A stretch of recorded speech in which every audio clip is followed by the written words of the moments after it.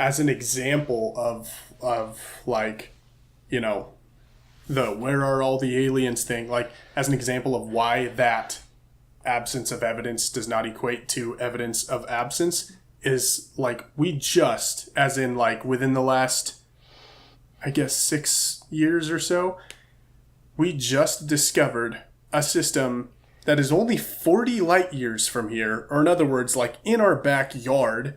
We discovered a system that has 7 rocky, roughly Earth-sized planets in its orbit, and at least 3 of them within what would be considered the habitable zone of that star. The Goldilocks zone? Exactly. And this is a system that it's like it's too far away for us to, like, let's say, observe city lights if there were city lights there. You know what I mean? But like, yeah, for sure. It has existed very nearby us, harboring what might be conditions appropriate for life.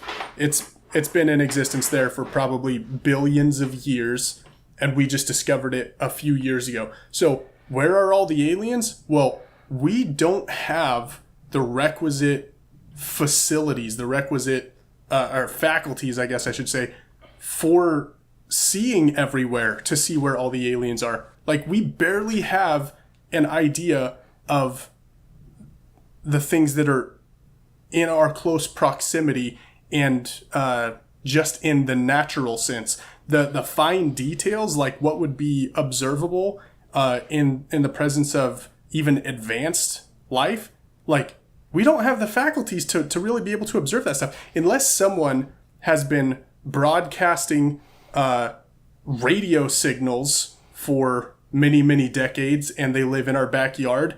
Like, short of that, we're not going to have any clue that there are aliens there. I guess, unless they come visit us. That's the other thing. You know what I mean? Like, the things that we can read from here are so few and are not a comprehensive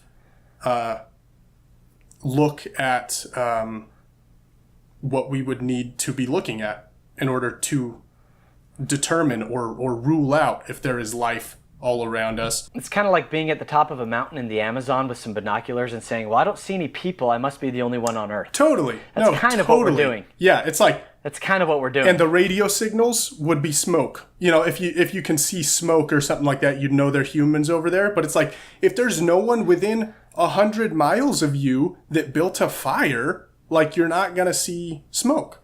That's a perfect analogy, Levi. That is exactly what it is that we're doing when looking out into space. And there could be a tribe right at the bottom of the mountain that just lives in the trees down there that doesn't make fire. Sure. Yeah. Yep. You know what I mean? Mm-hmm. And that's something that we need to just remember, that it's like aliens could be right next door. There's actually, we like to think, oh, well, NASA would know if there's aliens out there. And it's like, well, maybe.